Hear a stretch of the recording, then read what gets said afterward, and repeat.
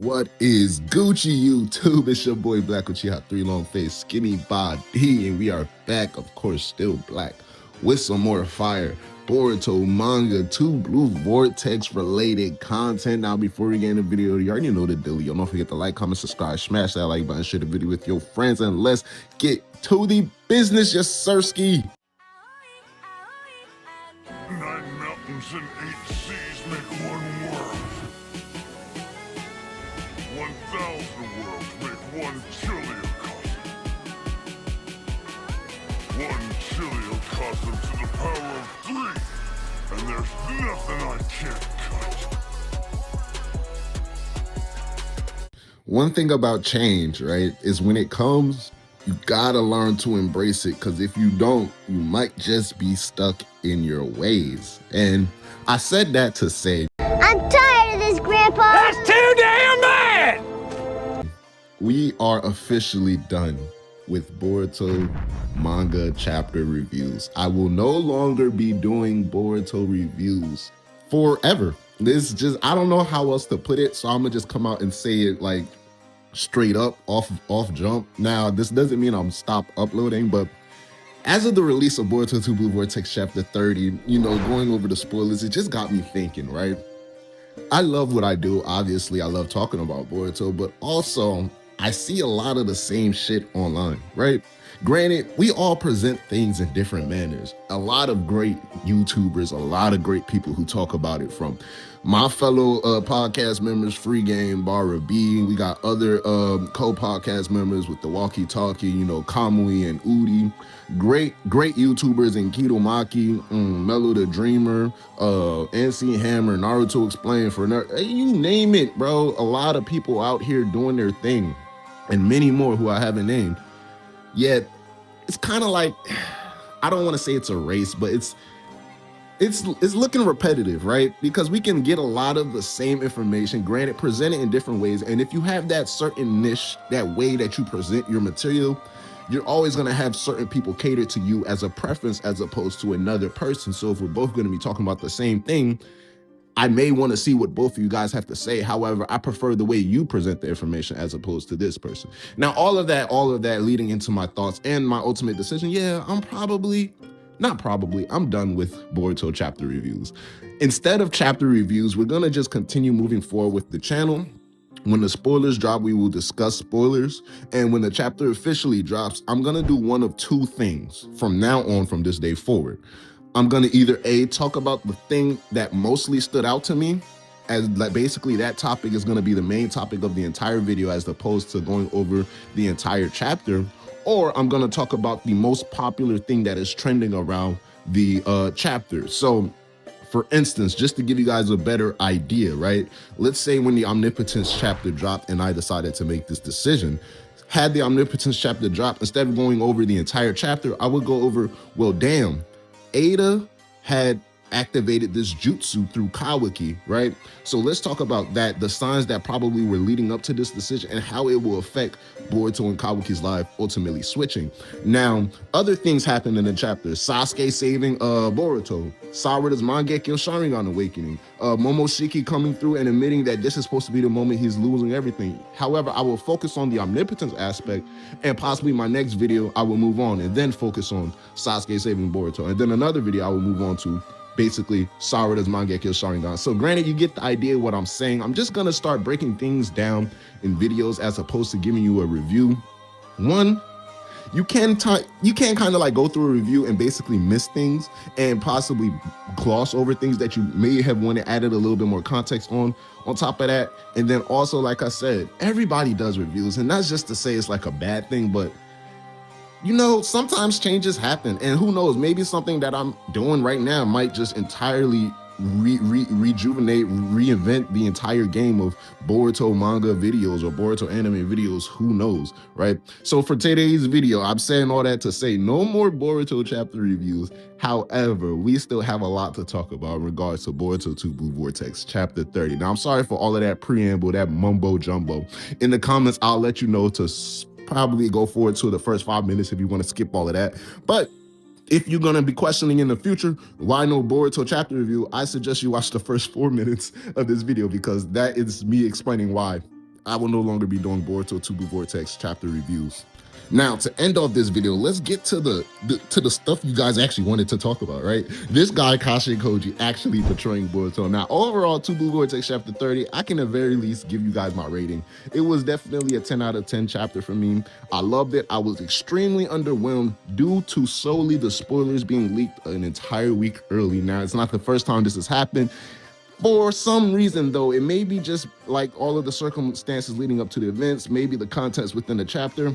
I would prefer, especially with this type of chapter, to read it fresh off the bat or to have as minimal spoilers as possible. But having this entire chapter leaked was very underwhelming. Yet going freshly off of my spoilers reaction, 10 out of 10. If I were to say my official review reaction, it would be much different. But I'm not gonna do that because I don't want to be completely biased. And I know that it was other outside factors that led into my underwhelmness of the chapter, right? Just stay off the internet if that's gonna be the case. However, great, amazing chapter. A lot of amazing things happen, yet we see the small implications between both Boruto and Kashin Koji swelling up each and every time we see these guys on camera together. It started off at the start, right, giving us this consensus or idea that, oh, Boruto and Kashin Koji are going to be master and student, Naruto's son and Jiraiya's clone originally teaming up, you know, mimicking and paralleling the OG student and master dynamic between Jiraiya and Naruto. All of that was great. All of that was amazing. Yet we see how the development of Kashin Koji and Boruto extremely differs from the development of Jiraiya and Naruto, yet the similarities of both Naruto and Boruto are shown throughout this relationship, and the differences that stem from the similarities, right? Catch that right there. The differences that stem from the similarities of Jiraiya and Kashin Koji basically blossom and come throughout this relationship. Now, I'm saying that in a case where there was multiple times within Jiraiya's story that Naruto ultimately had to change his way of thinking or the way he viewed life, right? We understand Jiraiya as this guy who taught Naruto about all the love in the world and about how he wanted to rid all of this hatred. However, Jiraiya was also one of those people in Naruto's ear, like, yeah, bro, Sasuke gotta bite the clip, bro. You know what I'm saying? Like, low-key, that guy gotta go, gang. And Naruto had to let Jiraiya know, nah, bro, we're not just doing this by words and words alone. My actions are also going to back up my thoughts and my words. And Jiraiya had no choice but to leave all hope and trust in this guy, Naruto. Now, similarly so with Boruto and Kashin Koji, Boruto is trying to defy all logic and basically beat fate. But Kashin Koji, cursed with the knowledge that he has, understands that there is no other way because I have seen no other way. Therefore, regardless of how you feel or what you say, I am in the right. Now, it's not a matter of how you feel. It's not a matter of is this morally right or wrong. This is a matter of what will happen and what won't happen if we really want the defeat of the Shinju within this world. Now, Kashin Koji is cursed with this knowledge, yes. However, he's making these drastic decisions that are reminding us of how the ninja world probably most likely operated without Naruto being at the head, right? Leading to all of these great ninja worlds, the warring states, the warring periods, how underhanded tactics and usage of trickery and manipulation were basically at the forefront as opposed to ideals, strength, and beliefs, with Naruto and Sasuke taking over the ninja world. Yet here we have Kashin Koji basically showing us that he's willing to go to whatever lengths regardless, whether that be the possible second highest ranking figure in the entire land of fire in Lord Kobo. We're gonna snuff this man's life out. How would Boruto feel about the situation? Now, regardless of the ins and outs, Kashin Koji has made his move, and that is set in stone. So whether Lord Kobu lives or dies, Boruto, as we've seen prior before, he is still the type to bring up these type of gripes or situations. Well, what was originally your intentions, Kashin Koji? How many people were supposed to die in that sand mission, aside from just Yodo? Was it Konohamaru also, right? So he was gonna say, were you actually willing to not only have Lord Kobu killed, but my friend in Inojin be the one to pull that trigger, knowing that for me, I've accepted there's no way back possibly for me on this road, but other people don't have to go down this path, right? There's so many different angles that Boruto could basically gripe at Koji about in regards to this specific decision he's made.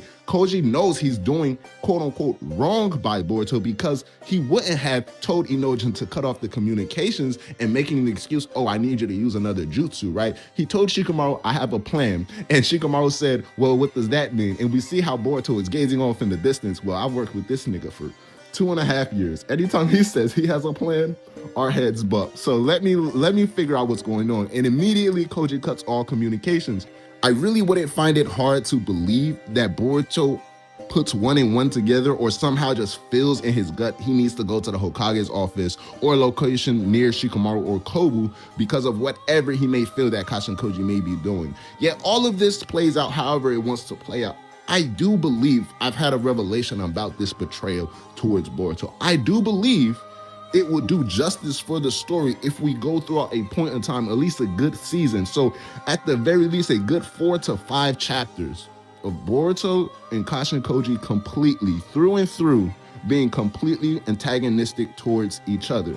So this quote-unquote betrayal by Kashin Koji could be the thing that pushes Boruto over the tipping point, right? This can lead to Boruto to basically fighting his own civil war within a civil war, understanding that Kashin Koji is here to basically correct the division that Kawaki has caused by swapping him in Boruto's life. Yet Boruto is going to step in within that own group and cause another division because he doesn't like the way Kashin Koji is going about things in order to get results, where Boruto feels they should take a morally higher ground as opposed to the grounds that they've already been taking. But Kashin Koji understands they cannot afford to make such decisions. So it would be justifiable for both characters to be extremely antagonistic towards each other, like to the point where it's like, yeah, they really will kill each other, right? You know those relationships or dynamics where it starts off with characters like they're obviously building up to the tension between these two and the fallout between these two. Yet there's sometimes by the end of the story, it's a bittersweet ending, or maybe a wholesome reunion between the two characters. And in this case, I believe a bittersweet ending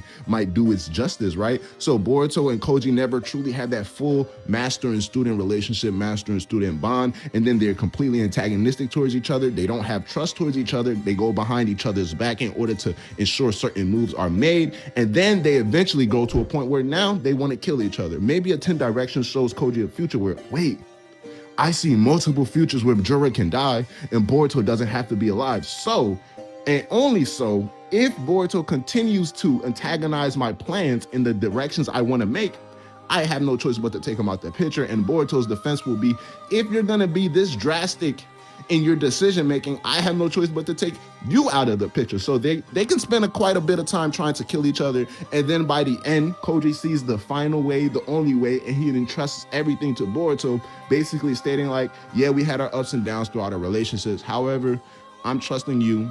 I'm sacrificing my life, and I believe that this way is the only way, and we had to go through whatever we went through in order to get to this point. So it's up to you, Boruto, from this point forward. I can't tell you nothing from here on, and I'm ending my life. You know what I'm saying? Something like that, where Kashin Koji's sacrifice or Kashin Koji's dying words are basically entrusting everything to Boruto, so we can see the similarities, yet the differences between the relationship of Jiraiya and Naruto and Koji and Boruto, where Jiraiya and Naruto is completely trust, hope, and faith in the next generation, where Koji is more like a realization that, yeah, I thought I knew it all and I thought I was going about it the right way, but apparently not. So I guess I have no choice but to trust you, Boruto, right? Very practical and very much more realistic in this case. Yet I believe the betrayal in the relationship would do wonders if they reach to a point, not saying that they have to go through with it, Boruto killing Koji or Koji killing Boruto, but they need to reach to a point where both characters want to kill the other. So let me know how y'all feel about it, the potential about these two, and how you think their relationship will develop further. It's your boy Black Child 3 Long Face Skinny Body. Holla at your boy. I'm gonna holla at y'all. Black Child out. Yes, sir. Ski.